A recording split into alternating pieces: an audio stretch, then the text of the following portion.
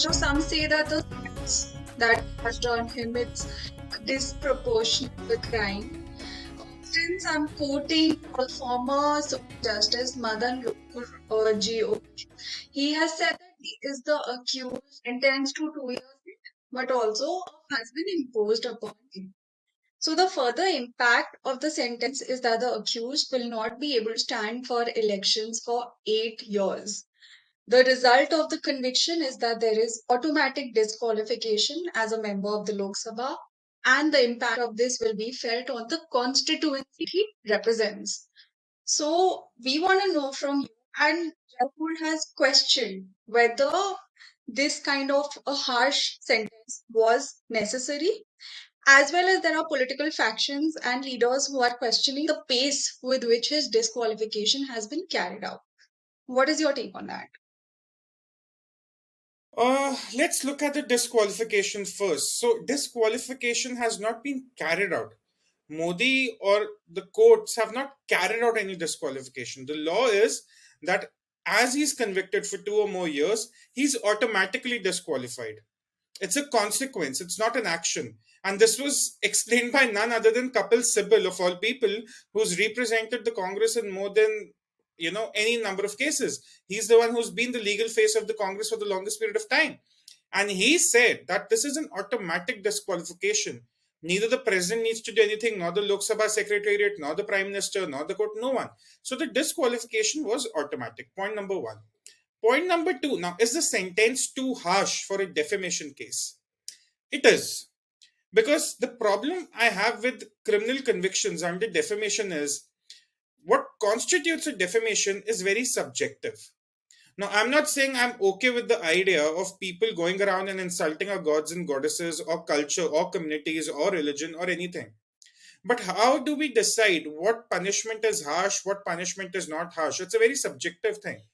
Did Rahul Gandhi insult the OBC community? Yes, he did. Did he insult the Modi community? Yes, he did.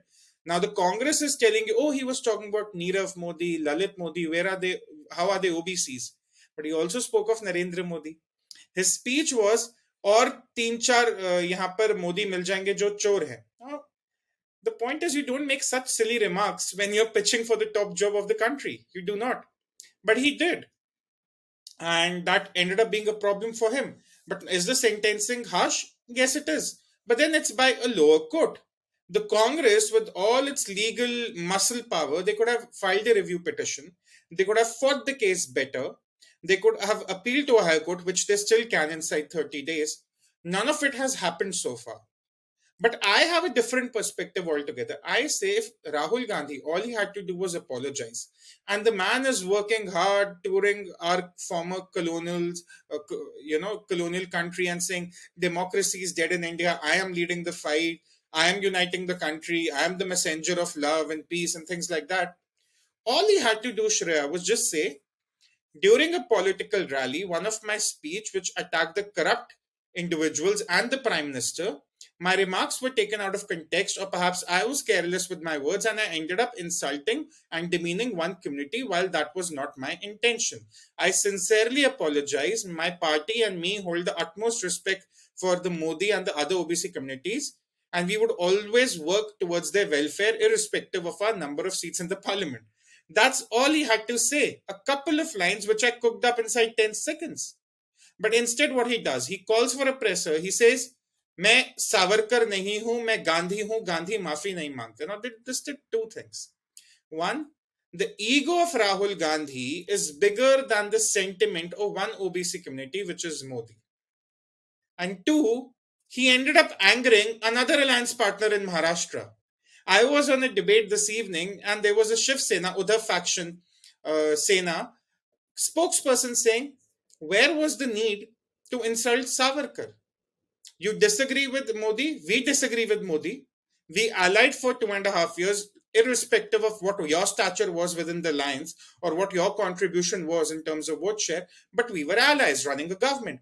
Why would you go out and insult Savarkar? What are you trying to prove? And this was a Uddhav Sena spokesperson, not even a Shinde Sena spokesperson, right?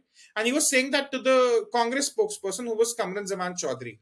You know what the Congress spokesperson came back with? अरे देश में तो unity in diversity है, किसी को सावरकर बुरा लग सकता है, किसी को अच्छा लग सकता है. तो श्रेया, बात ऐसी है, first you don't apologise, which is a simple thing. Then you go on and insult a hero for the Maratha and the Indian country at large. Then you say that's totally all right because that's how unity and diversity is to be advocated. Now, forget the disqualification. I think I really need to know who's being advised, who is the advisor of Rahul Gandhi since 2019. I really want to know because either that guy is hardcore BJP or is just running a separate agenda against Rahul Gandhi within the larger Congress.